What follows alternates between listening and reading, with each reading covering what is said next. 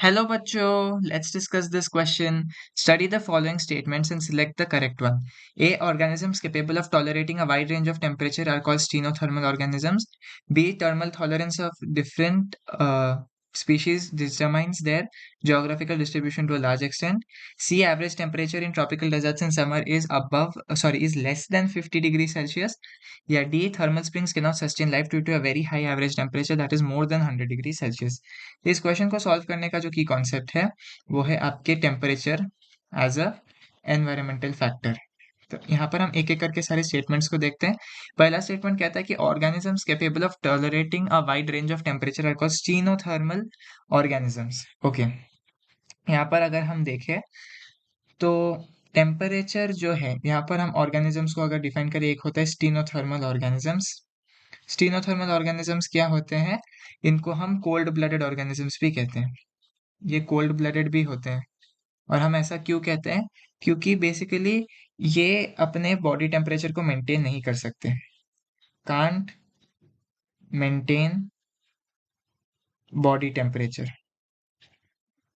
और वहीं पर अगर हम यूरीथर्मल ऑर्गेनिजम्स की बात करें, यहीं पर अगर हम यूरीथर्मल ऑर्गेनिजम्स की बात करें तो वो वार्म ब्लडेड होते हैं। इसका मतलब क्या है?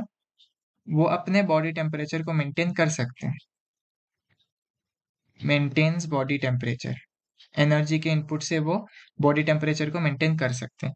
इसीलिए क्या होता है, ये जो यूरीथर्मल ऑर्गेनिजम्स है ना, वो कहीं पर भी जी सकते हैं, क्योंकि बॉडी टेम्परेचर से ही तो मतलब है। अगर बॉडी टेम्परेचर कांस्टेंट है तो एंजाइमेटिक एक्टिविटी ठीक रहेगा और उससे बेसिकली आपका मेटाबॉलिज्म वगैरह भी ठीक रहेगा। तो बाहर के टेम्परेचर चाहे कुछ भी हो, यूरीथर्मल ऑर्गेनिजम्स को उससे फर्क नहीं पड़ेगा, इसीलिए वो वाइडली डिस्ट्रीब्यूटेड होते हैं। वो वाइडली डिस्ट्रीब्यूटेड होते हैं। वहीं पर अगर हम स्टीनोथर्मल ऑर्गेनिजम्स की बात करें, उनका डिस्ट्रीब्यूशन रेस्ट्रिक्टेड है। क्यों? क्योंकि वो सिर्फ ऐसे जगहों पे पाए जाएंगे जो कि उनके एंजाइम की एक्टिविटी के लिए सूटेबल है, क्योंकि बाहर जो टेम्परेचर होगा अंदर भी उनका बॉडी का टेम्परेचर वही होगा। अगर उनको मतलब कहीं पर भी रख दिया जाए तो गारंटी नहीं है कि वो सर्वाइव कर पाएंगे। तो डिस्ट्रीब्यूशन इनका रेस्ट्रिक्टेड होता है, उनको बस अपने फेवरेबल वाले क्लाइमेट्स में ही वो रह सकते हैं। तो पहला जो हमको ऑप्शन है, organisms capable of tolerating a wide range of temperature are called stenothermal, नहीं, ये गलत हो गया, यूरीथर्मल होना चाहिए। तो पहला जो है ऑप्शन वो गलत हो गया। अभी दूसरा ऑप्शन देखते हैं।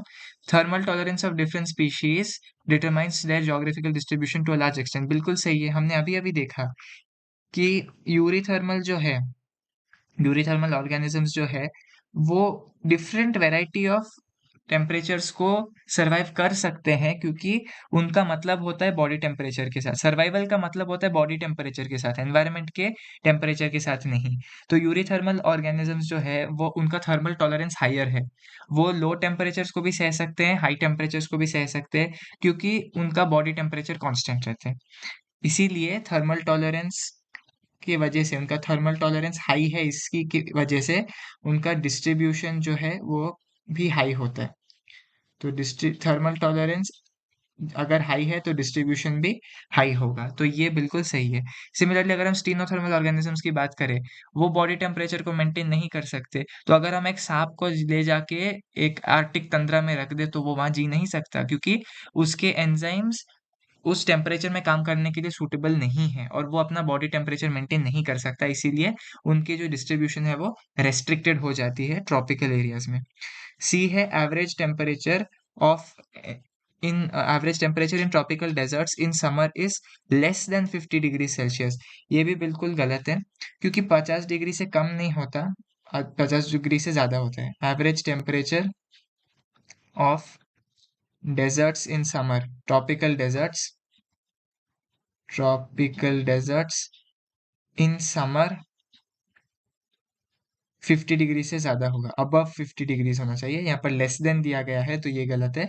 और जो लास्ट स्टेटमेंट हमको दिया गया है, thermal springs can not sustain life due to very high average temperature more than 100 degree Celsius, ये भी गलत है, क्योंकि ऐसा नहीं है कि थर्मल स्प्रिंग्स में लाइफ नहीं है। थर्मल स्प्रिंग्स में लाइफ है, लेकिन कुछ स्पेशलाइज्ड ऑर्गेनिजम्स ही रह सकते हैं।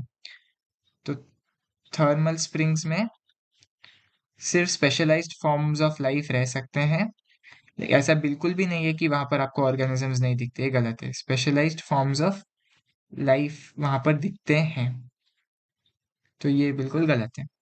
तो हमने इस क्वेश्चन में बेसिकली देखा स्टीनोथर्मल ऑर्गेनिजम्स जो है वो कोल्ड ब्लडेड होते हैं, बॉडी टेम्परेचर को मेंटेन नहीं कर सकते और उनकी डिस्ट्रीब्यूशन इसीलिए रेस्ट्रिक्टेड होती है। यूरीथर्मल ऑर्गेनिजम्स जो है वो वार्म ब्लडेड होते हैं, अपने बॉडी टेम्परेचर को मेंटेन कर सकते हैं और वाइडली डिस्ट्रीब्यूटेड है। और जैसे थर्मल टॉलरेंस इंक्रीज करता है उनका डिस्ट्रीब्यूशन भी उतना ही इंक्रीज करता है ऑर्गेनिज्म का। Average temperature of tropical desert summer season में एटलीस्ट 50 डिग्री से ऊपर जाता है। और जो थर्मल स्प्रिंग्स है वो उनमें स्पेशलाइज्ड फॉर्म्स ऑफ लाइफ होती है, ऐसा नहीं है कि उनमें लाइफ नहीं होती।